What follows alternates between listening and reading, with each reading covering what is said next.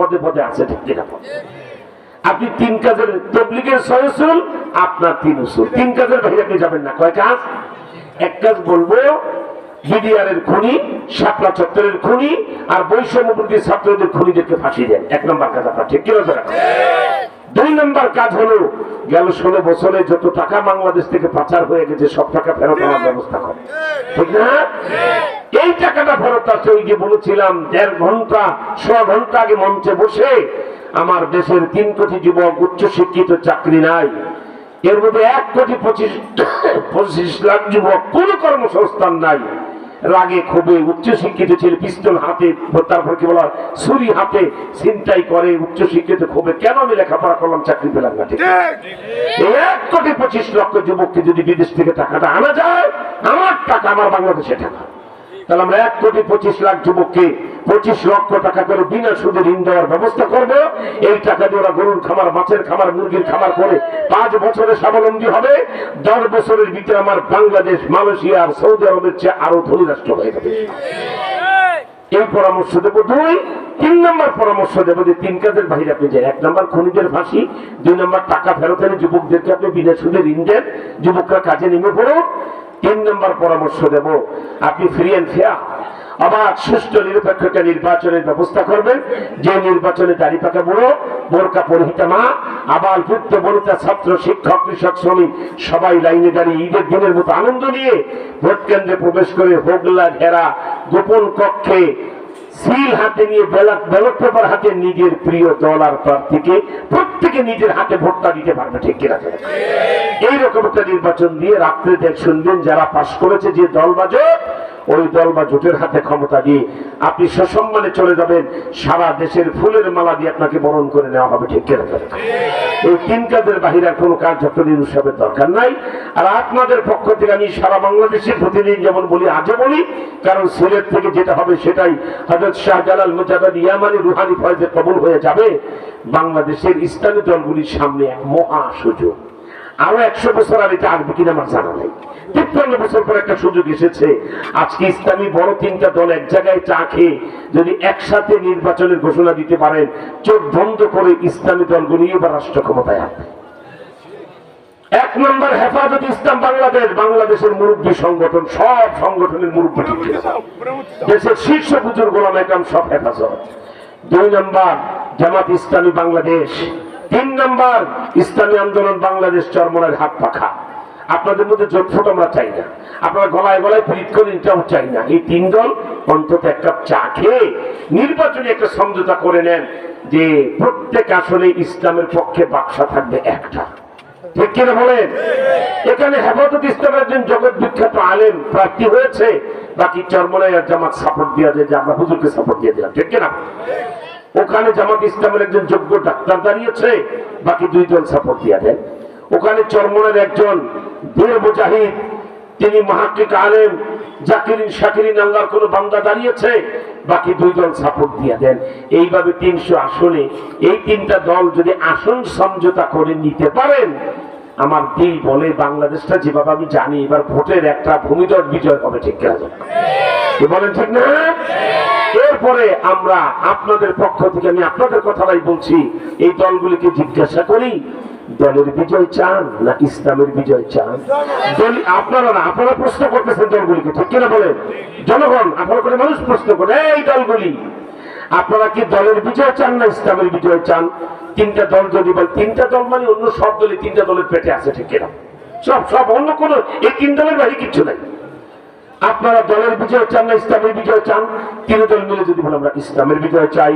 আপনারা দলীয় নেতারে প্রধানমন্ত্রী বানাতে চান না কোরআনের রাজ চান? যদি বলে আমরা কোরআনের রাজ কায়েম করতে চাই, তাহলে আমরা বলবো 11 জন সিনিয়র নেতাকে ডিঙ্গায়া 2014 সালে ওই সন্ত্রাসী মোদীর প্রধানমন্ত্রী প্রার্থীতা ঘোষণা করছিল বিজেপি, ঠিক কিনা? কেন? মোদী মুসলমান হত্যায় বড় হস্তসিদ্ধ, ঠিক কিনা? সিদ্ধ হস্ত, কি বলেন ঠিক না? সেজন্য তারা দেখেছে মোদি মুসলমান মারায় পটু, তারে যদি প্রধানমন্ত্রী প্রার্থী করা হিন্দুদের গোপন ভোট পাইকারি পড়বে। তাই হয়েছে 14 সালে 11 জন সিনিয়র নেতা ছিল, তার উপর কাউরে প্রধানমন্ত্রী বানানো হবে এই কথা না বলে বিজেপি বলেছে আমরা ক্ষমতায় গেলে এই মোদি হবে তোমাদের ভারতের প্রধানমন্ত্রী। হিন্দুরা এমন ভাবে ভোট দিল, কংগ্রেসের মতো দল ধরাশায়ী। বাংলাদেশের 3টা দলকে এখলাসের সাথে বলতে হবে, যোগ্যতায় দক্ষতায় সর্বদিক থেকে মামুনুল হক প্রধানমন্ত্রী হওয়ার যোগ্য ঠিক কেনা চলে।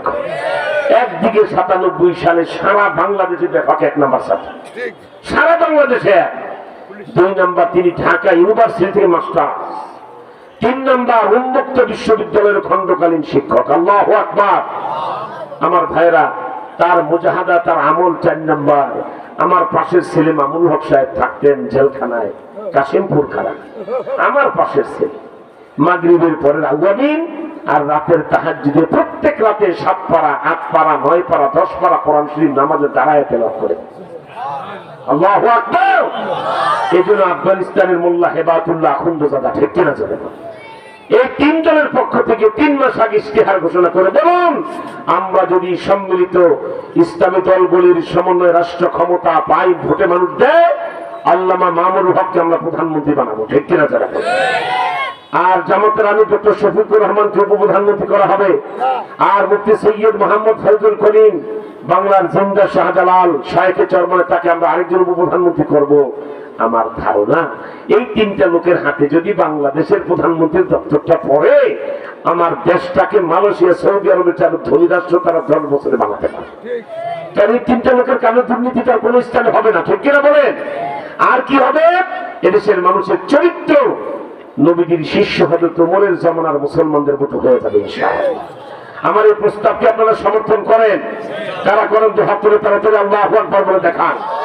হাত একেবারে উঁচা করে দেখেন, অর্ধেক দেখাইলে হবে না, আর উঁচা করে রাস্তাঘাটে যে যেখানে 2 হাত উঁচু করে আল্লাহ কবুল করে বলেন আমিন। হাত তামান। এই মুহাক্কিক আলেম মামুনুল হক আল্লাহ তার সব দিক থেকে প্রধানমন্ত্রী হওয়ার মতো যোগ্য করে বানিয়েছেন।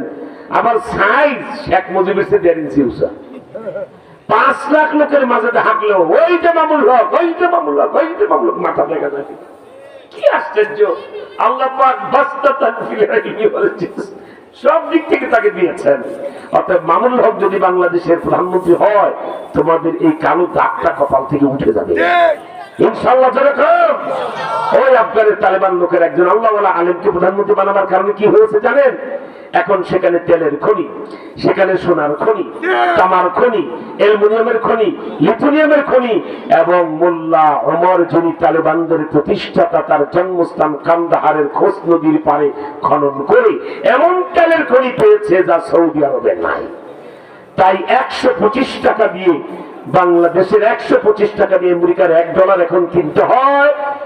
আল্লাহ চাহে তো আফগানিস্তানে ইসলামী ইমারতের বরকতে, তাদের প্রধানমন্ত্রীর বরকতে যেই খনিজ সম্পদ আবিষ্কৃত হয়েছে তা 1000 ভাগের 1 ভাগ যদি তারা ব্যবহার শুরু করেন, তাহলে $5 দিয়ে আমেরিকার $5 দিয়ে আফগানিস্তানে 1 টাকা কিনতে হবে 3 বছর পর। আল্লাহু আকবার বলেন। আমার মোল্লা হেবাতুল্লাহ আখুন্দাজাদা কত বড় বুজুর্গ আলেম জানেন? উনি আশ্চর্য আলেমদের তো আনন্দে ভিতরটা ঢেউ খেলে, আপনারাও আনন্দ পাবেন। একটা মুসলমান দেশের হেড অফ দ্য স্টেট, রাষ্ট্রের প্রধান নির্বাহী, একদিকে তিনি রাষ্ট্রপ্রধান, আবার 2 ঘন্টা প্রতিদিন বুখারী শরীফ পড়ায়। সুবহানাল্লাহ বলে। 2 ঘন্টা বুখারী শরীফ পড়ায় প্রতিদিন। সুবহানাল্লাহ বলে। রাষ্ট্রপ্রধান বুখারী শরীফ পড়ায়, শুনলে আনন্দে কেমন লাগে বাবা বলে। আবার কত বড় বুজুর্গ জানেন? আমি হুসাইন আহমদ মদনী রাহমাতুল্লাহের ঘটনাটা জানতাম, কিন্তু আফগানিস্তানের বর্তমান আমিরুল মুমিনিন যে এত বড় আল্লাহর ওলি এটা আমার জানা ছিল। ছাত্র ওনার সামনে যখন বুখারী পড়ার জন্য ইবারত পড়ে, قال امام البخاري رحمه الله تعالى حدثنا المكي بن ابراهيم قال حدثنا يزيد بن عبيد سلمة هو ابن الاكوع قال سمعت النبي صلى الله عليه وسلم يقول من يقول علي ما لم اقل فليتبوأ مقعده من النار। আল্লাহু আকবার। ছাত্ররা ইবারত পড়ে, উনি ঝরঝর ঝরঝর করে চোখের পানি, দাড়ি ভিজে, বুক ভিজে যায়। ভালো কথা, হব্বে রাসূল অন্তরে গালেব হতে পারে, কিন্তু উনি অঙ্গভঙ্গি করে, ও আহ করে। ইংরেজিতে যাকে বলে এক্সাইটেড হয়ে যাওয়া, বাংলা হলো এলোমেলো হয়ে যাওয়া, মানে হাত পা এলোমেলো করে ফেলে। ছাত্ররা বলে কি রে ভাই, উনি আমাদের দেশের রাষ্ট্রপ্রধান, আমাদের উস্তাদ, আমাদের শায়েখ বুখারী পড়ান, আমরা যখন ইবাদত করি হুজুর এমন কেন করে না? গোপন কথা বলতে চায় না। আল্লাহর ওলি এক পর্যায়ে বলছে, শোনো, তোমরা যখন বুখারী শরীফে ইবাদত করো তোমরা কি দেখো তা তো আমি জানি না। আমি মোল্লা হেদায়েতুল্লাহ খুঞ্জদাদা যখন বুখারীর ইবাদত শুনি, বুখারীর কাগজের পাতায় পাতায় নবীজির চেহারা দেখতে পাই।